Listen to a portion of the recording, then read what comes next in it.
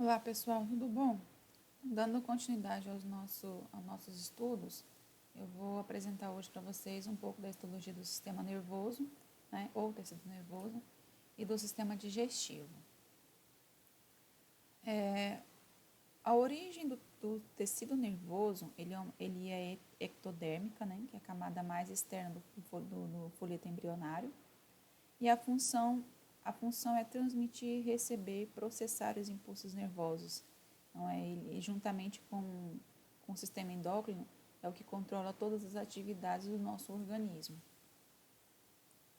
As características gerais do sistema nervoso. Né? Então, o sistema nervoso ele é dividido em dois, o que a gente chama de sistema nervoso central, que tem a sigla SNC, que é formado pelo encéfalo e medula espinhal. Então, esses dois órgãos aí, ele tem a função de processamento e integração de informações. Então, é nele que toda a informação é processada e é transmitida, né? As respostas são transmitidas.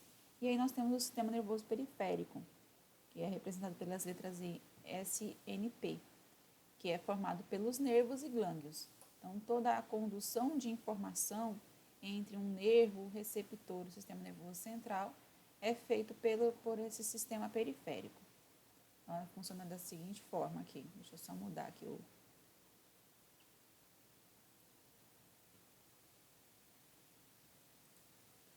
Então, aqui nós temos o sistema nervoso central, né? Encéfalo e a medula espinhal. E aqui o sistema nervoso periférico. Então, tanto formado por nervos ou por glândulos. Então, a junção entre um nervo e outro, aqui a dilatação entre eles são chamadas de glândulos, né? Então, esses nervos, eles são prolongamentos dos neurônios. Os neurônios eu vou encontrar aqui na medula espinhal ou no encéfalo, e o prolongamento deles são os axônios, aqui vão se juntar para formar esses nervos. O sistema nervoso periférico, ele é subdividido, né? Ele é dividido, aí, no caso, em componente sensitivo ou aferente, né?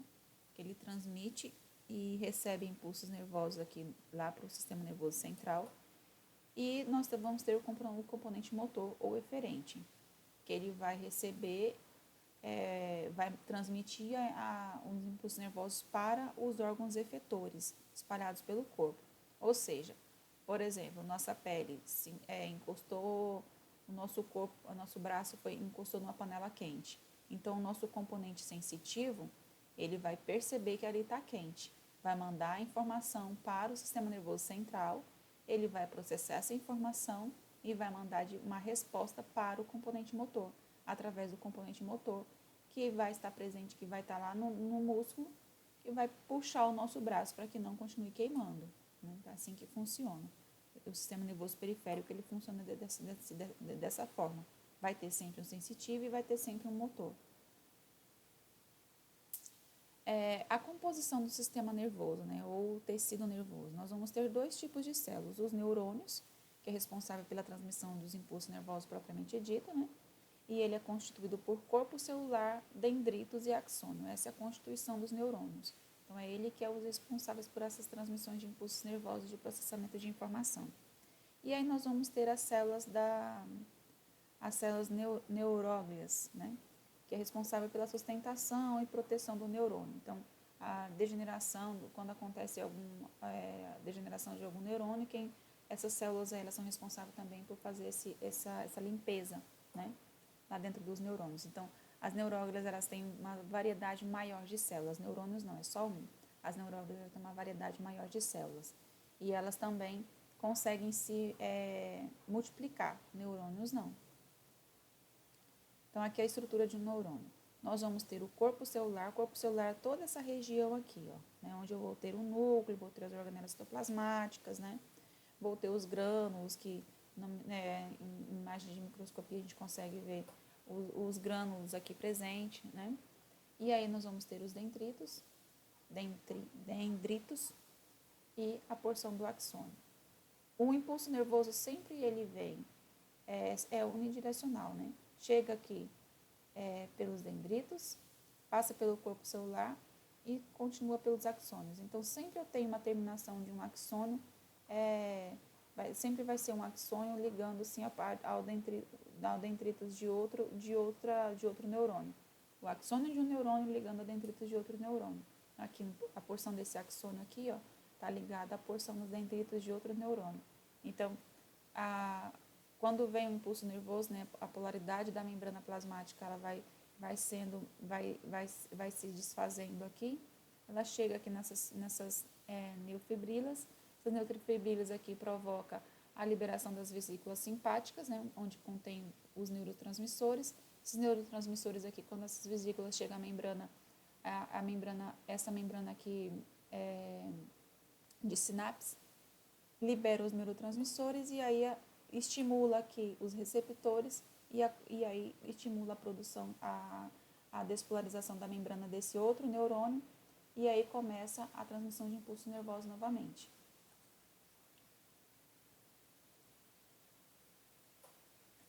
O axônio, ele tem dois aspectos.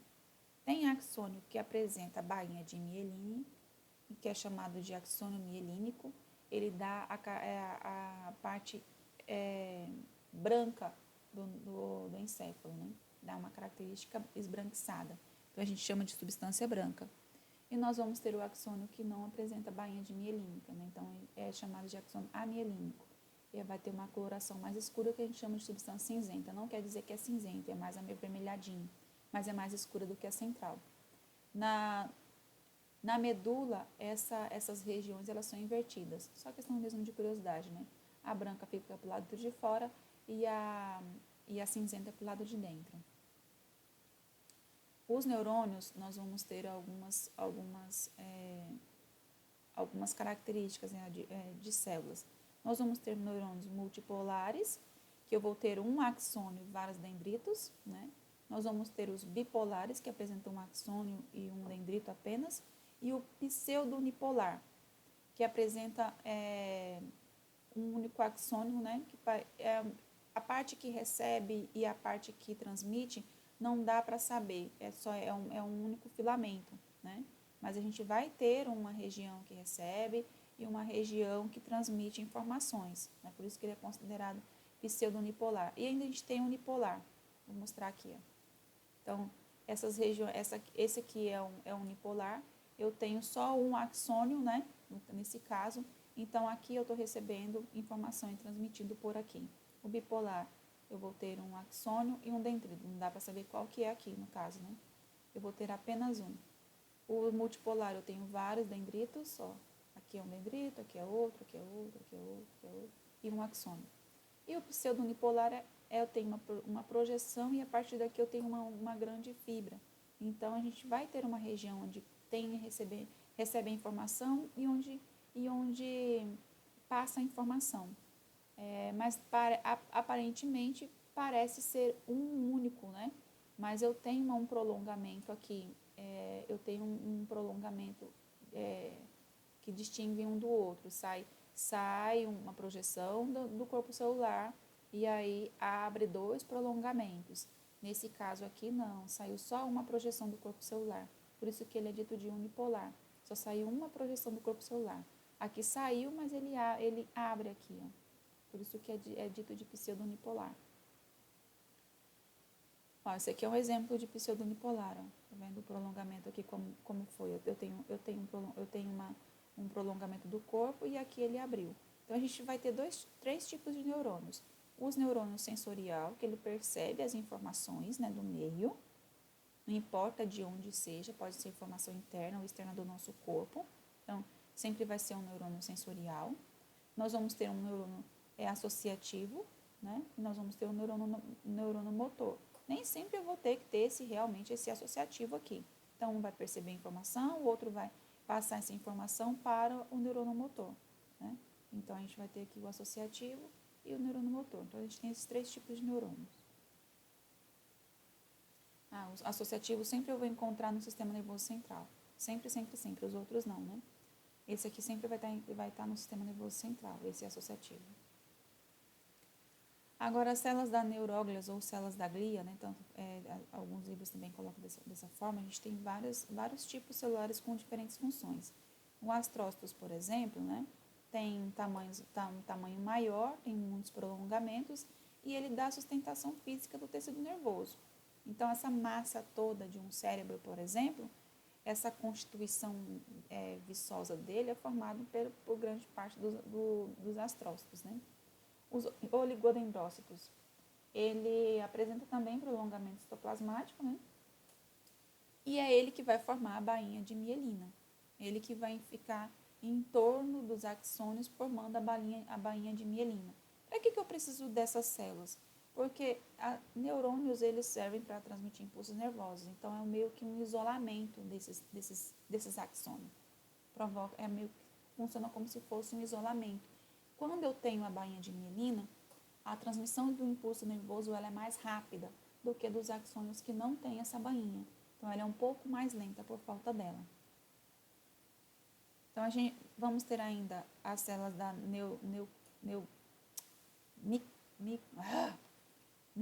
micróglias, são células que vão fagocitar, né, restos celulares ou quando acontece algum problema do tecido nervoso, né, algum neurônio que morre ou alguma sujeira, ela que vai fazer a limpeza desse tecido.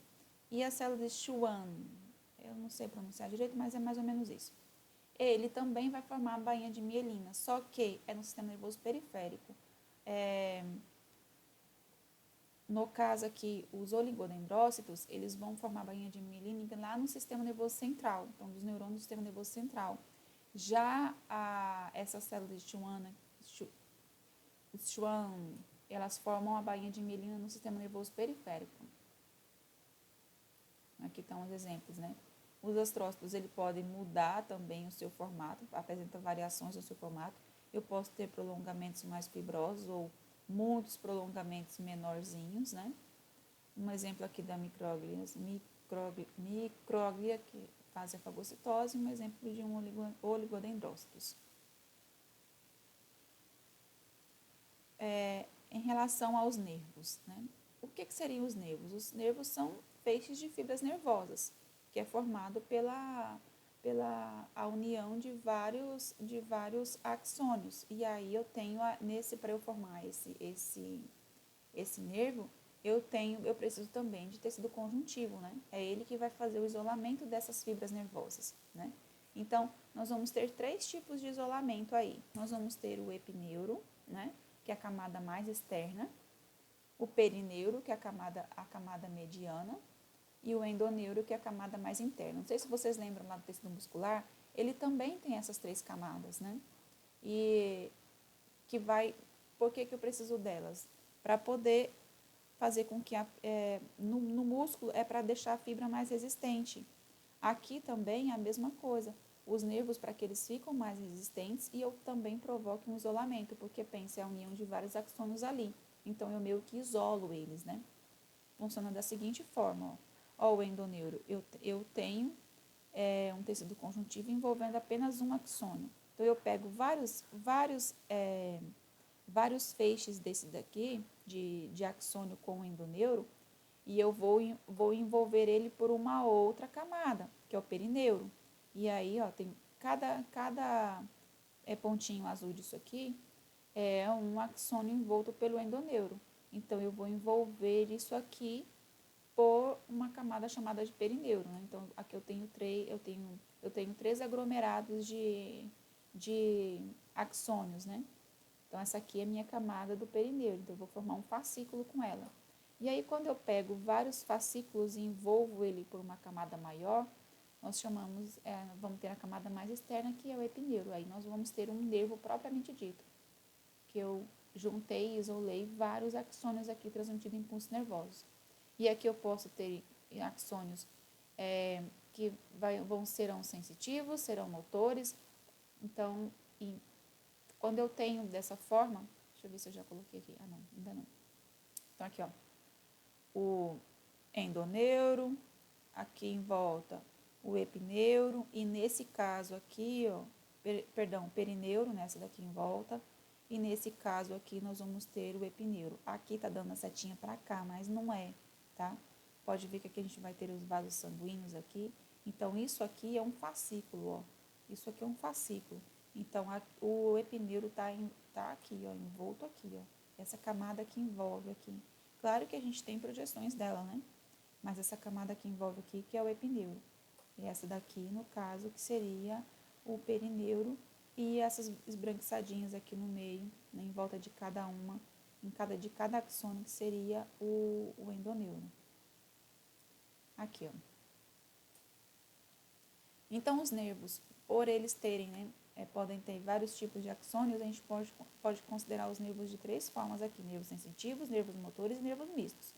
Quando eu só tenho nervos, eu só tenho axônios que percebe as informações, né, conduz impulsos nervosos para o sistema nervoso central, esses nervos são ditos de sensitivos.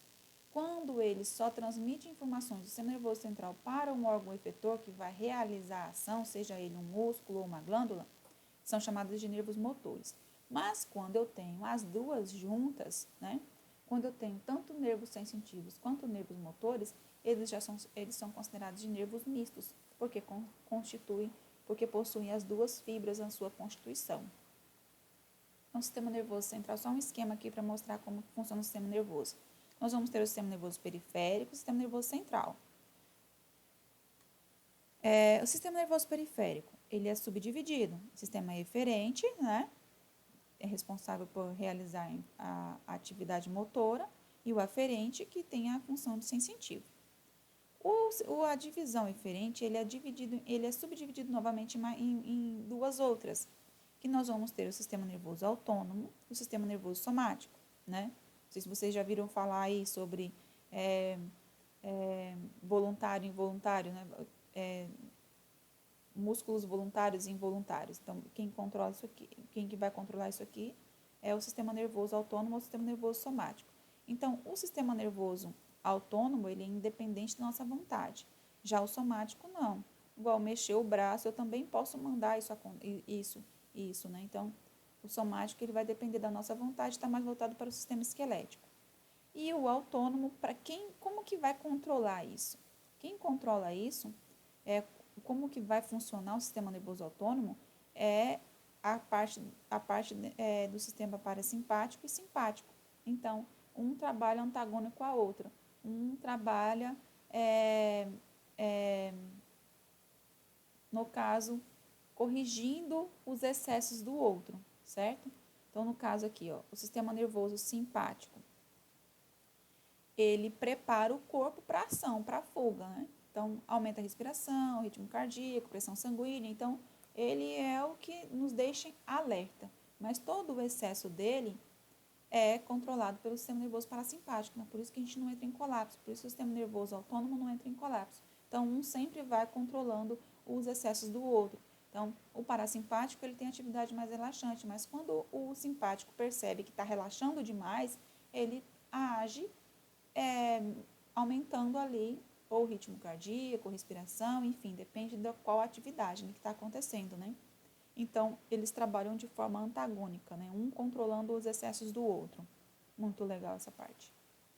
Então, aqui a gente vai ter ó, o sistema somático, né? O sistema motor, ele é basicamente nossos músculos, a nossa musculatura esquelética. Então, eu também controlo essa transmissão, né, de impulso nervoso. E o autônomo não. Então, quem vai controlar isso aqui seria a divisão simpática e parasimpática, certo? Ele já está lá presente tanto nos músculos, ele age em cima dos músculos lisos, né, músculos cardíacos e das glândulas. Ele vai agir nesses três locais, que não depende da nossa vontade. Movimentos peristálticos, né, aqueles movimentos de fome que a gente sente, aqueles barulhos que a gente sente, independente da nossa vontade ou não. Se tiver com o estômago vazio, ele vai fazer aqueles barulhos estranhos, né? Então, ele sempre vai funcionar independente do que eu queira ou não. Função parasimpática, a função parasimpática e a função simpática. Sempre um vai estar trabalhando antagônico ao outro. Contrai a bexiga, né?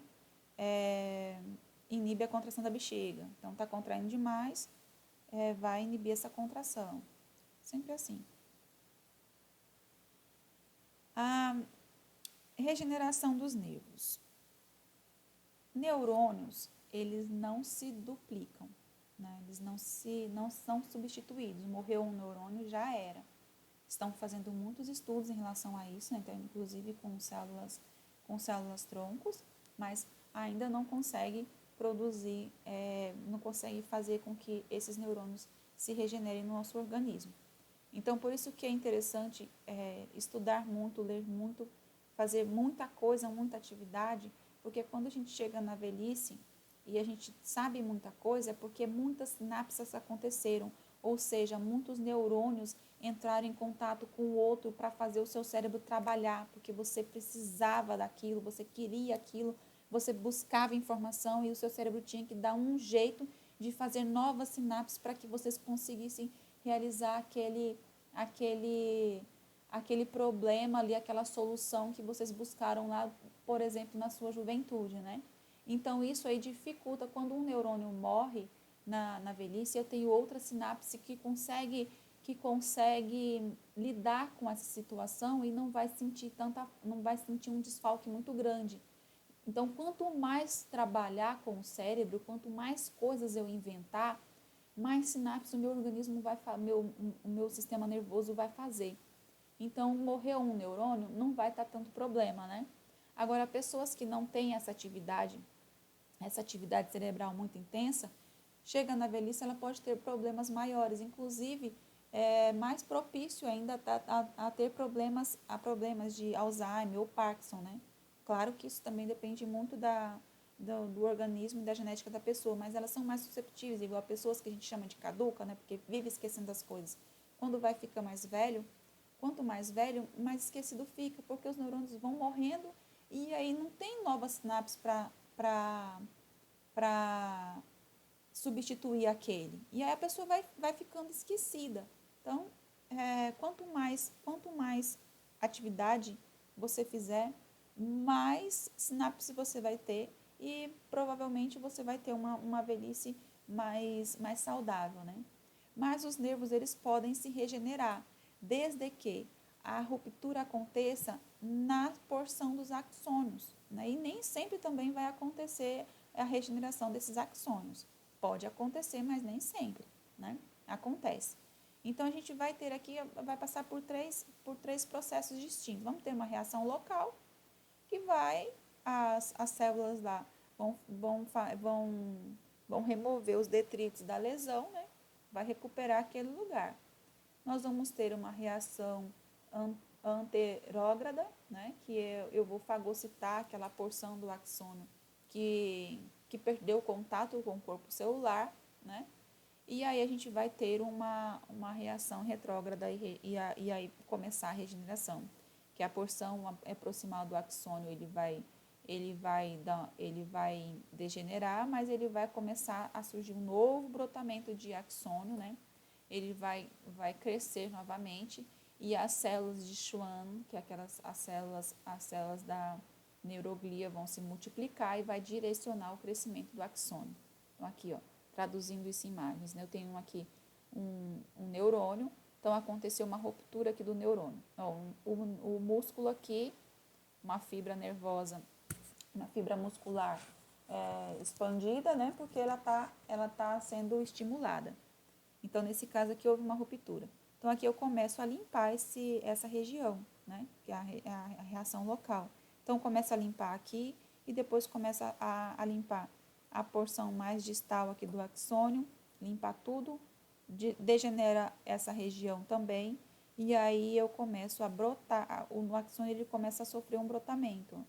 E as células daqui, da bainha de mielina, né? Começa a se multiplicar e a direcionar o crescimento desse axônio. E aí, depois de um tempo, eu tenho uma total recuperação dele. Só que nem sempre isso pode acontecer.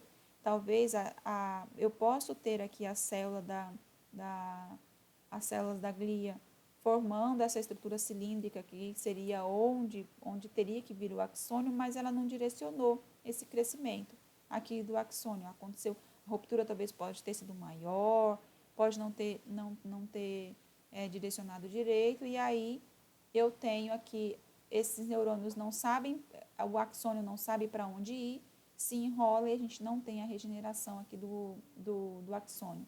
E aí o músculo ele vai atrofiar. Então aqui a gente pode perceber que ele sofreu uma atrofiação porque ainda não tem formação de impulsos nervosos. Nesse caso aqui, depois que ele recupera, volta ao seu estado normal.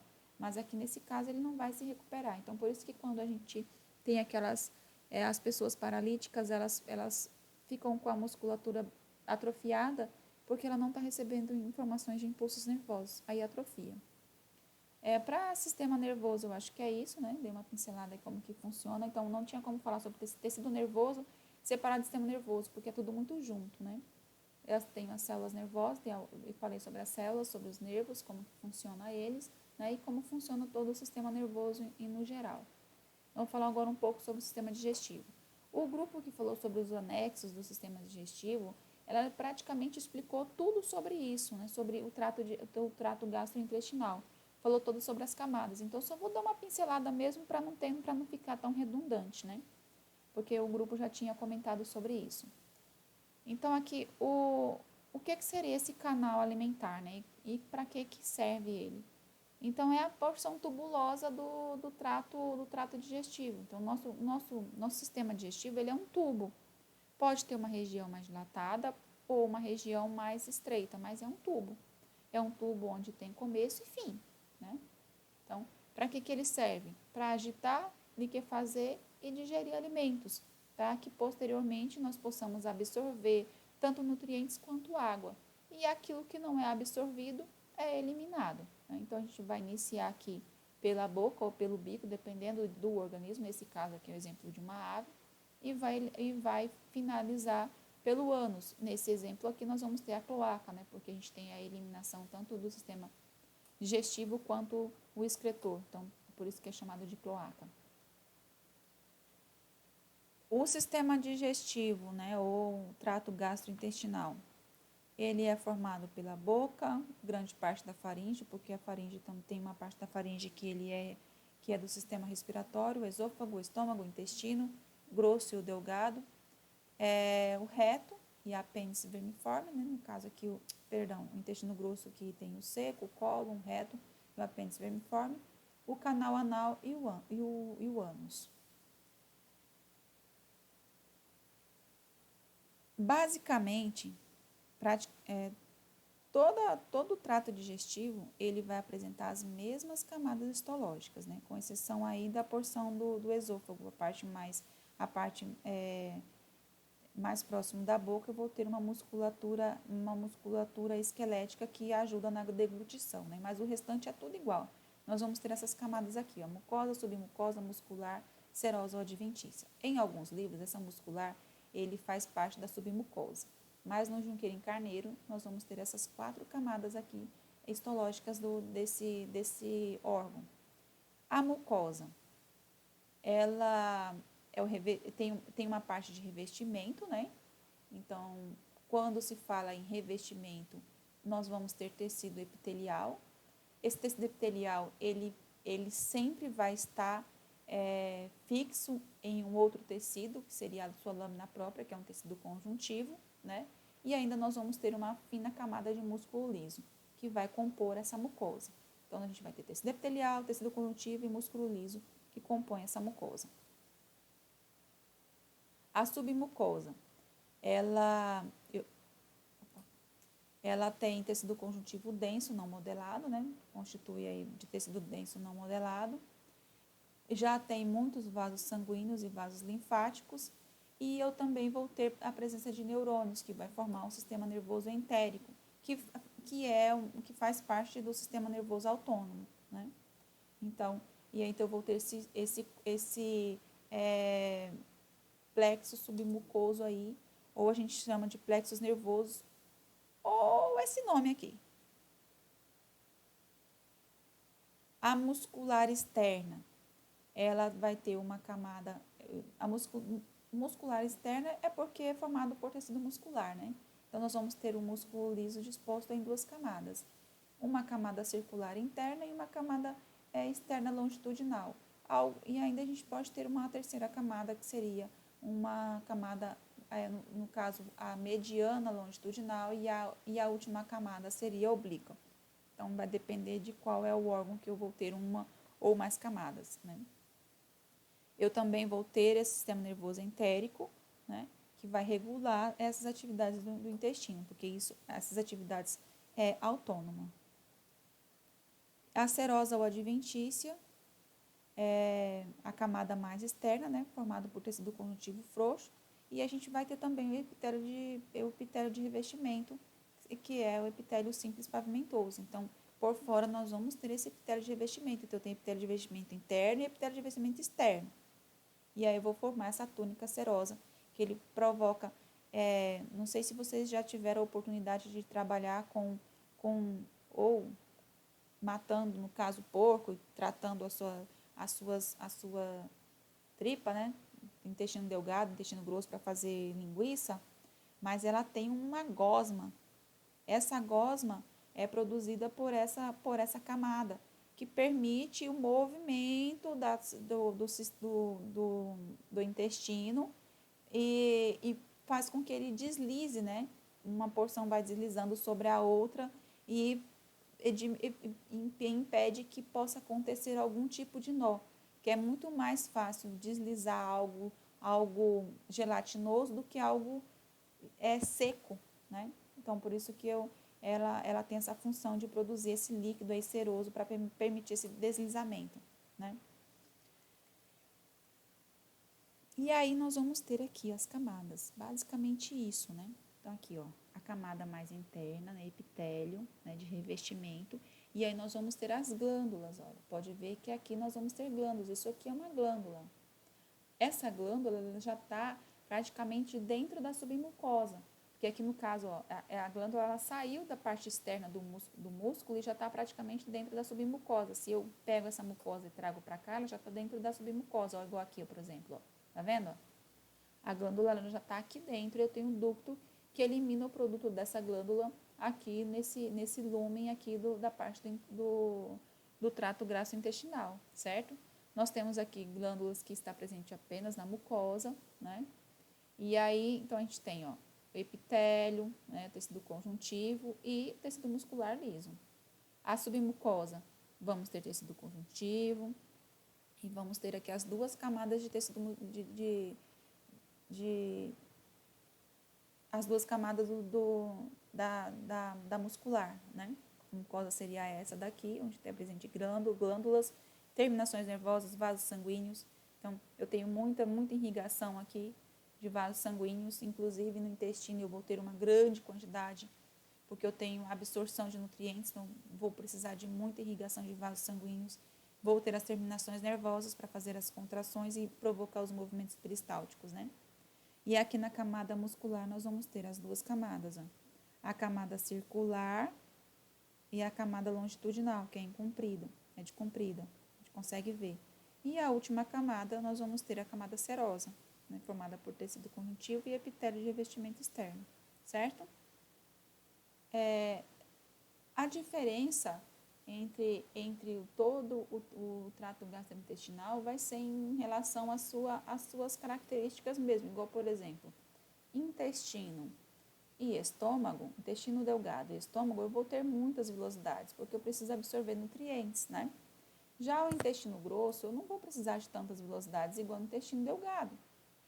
A porção do canal anal, eu não preciso dessas velocidades, então ele vai ser reto, né? A membrana aqui do tecido epitelial, ela vai ser reta, não preciso de velocidades.